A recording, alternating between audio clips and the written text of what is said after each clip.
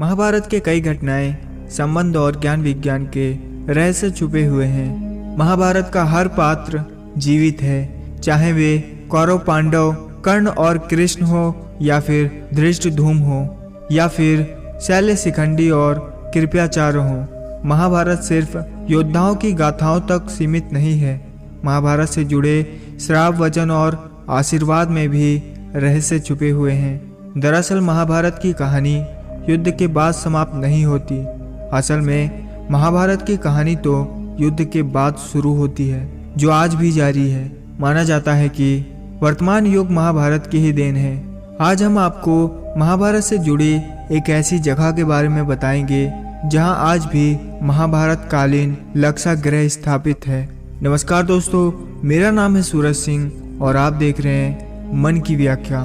शकुनी के नीति के तहत दुर्योधन ने पांडवों के रुकने के लिए एक ऐसा महल बनवाया था जो लाख से बना था, जिसे बाद में लाक्षागृह कहा गया। ये लाख तेजी से आग पकड़ता था।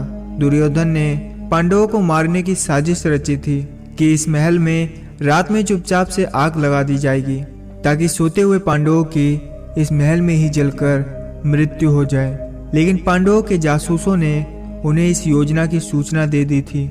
इसमें सबसे अहम भूमिका विदुर जी की थी। विदुर जी की मदद से महल के नीचे एक सुरंग खुदवा दी गई थी और पांडव रात में ही गुप्त सुरंग से बच निकले थे। ये सुरंग आज भी है, जो बागपत जिले के बड़ौद तहसील में बरनामा गांव में है। हिडन नदी के किनारे पर यह सुरंग आज भी मौजूद है। लाख से बने इस महल के अवशेष आज भी बरनामा गांव में पाए जाते हैं। इसे बरनामा या फिर वर्णावत भी कहा जाता है। मेरठ से 35 किलोमीटर और सरधना से 17 किलोमीटर दूर बागपत जिले में स्थित एक तहसील का नाम वर्णावत है। यहाँ महाभारत कालीन लाक्षागृह चिन्हित है। यह अवशेष आज भी यहाँ एक टीले के रूप में मौजूद हैं। लाक्षागृह से निकलने पर भटकते हुए पांडव वर्तमान में नागालैंड में पहुंच गए थे। वहां पर राक्षसी हिडम्बा संग भीम का विवाह हुआ था। तत्पश्चात उनका घटोत्कच नामक पुत्र हुआ, जो कि भीम के समान ही बलशाली था। भीम अपने पुत्र के साथ जिन गोटियों से शतरंज खेला करते थे, वे आज भी नागालैंड के दीमापुर में देखी जा सकती है। पांचों पांडव कुंती के साथ वर्णावत पहुंचे तो प्रोचन उनका स्वागत कर अपने द्वारा बनाया गया भवन दिखाता है। कुंती आने वाले खतरे से अनजान थी, लेकिन पांचों पांडवों को यह ज्ञात हो गया था कि इस भवन में आग जरूर लगेगी। इसीलिए विदुर जी की सलाह पर युधिष्ठिर ने आग से बचने के लिए बिल खोदने का फैसला किया। लेकिन इस बात की किसी को भनक न लगे, इसीलिए उन्होंने एक अनुभवी सुरंग खोदने वाले की खोज करना शुरू करा।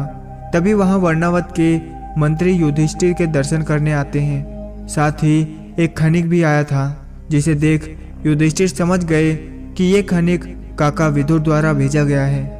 उस खनिक ने अपना कार्य करना शुरू कर दिया और सुरंग खोदने लगा।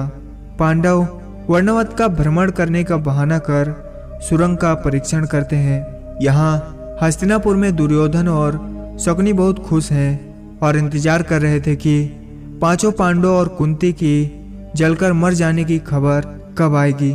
वहीं विदुर जी को भी इस बात की खबर मिलती है कि अमावस्या की रात को प्रोचन लाक्षागृह में आग लगाएगा। विदुर जी ये समाचार युधिष्ठिर तक पहुंचा देते हैं और आदेश देते हैं युधिष्ठिर अपने भाइयों और मां कुंती के साथ अमावस्या की रात के पहले ही दिन में वे वहां से निकल जाएं। उधर अर्जुन भी खनिक के पास ये संदेश लेकर जाते हैं और 2 दिन में सुरंग तैयार करने को कहते हैं। अमावस्या के पहले रात को ही उस खनिक ने अपना काम पूरा कर दिया था और सुरंग के द्वार युधिष्ठिर के कक्ष में खोल दिए थे। शकुनी पांडव और कुंती की मृत्यु की खबर दुर्योधन को दे देता है। साथ ही दुर्योधन को हस्तिनापुर के सिंहासन पर बिठाकर खुश होता है। फिर शकुनी यही समाचार लेकर धृतराष्ट्र के पास जाता है, जिसे सुनकर धृतराष्ट्र और गंधारी दोनों के पैरों तले जमीन खिसक जाती है। धृतराष्ट्र को यही लगता है पांचों पांडवों को मारने का षड्यंत्र शकुनी ने रचा है और क्रोधित होकर वो शकुनी को वहां से जाने का आदेश देते हैं। धृतराष्ट्र और गांधारी दोनों पांचों पांडव और कुंती की मृत्यु पर शोक जताते हैं और ये समाचार ताश्री भीष्म को देते हैं, जिसे सुनकर वो शोक में डूब जाते हैं। दोस्तों, आप लोगों का इस जगह को लेकर क्या विचार है, हमें कमेंट बॉक्स के माध्यम से जरूर बताइएगा। अगर वीडियो पसंद आई हो तो इसे लाइक, शेयर और चैनल को सब्सक्राइब करके बेल आइकन को प्रेस करना मत भूलना। मिलते हैं किसी और ऐसे ही वीडियो में, तब तक के लिए अपना ख्याल रखें।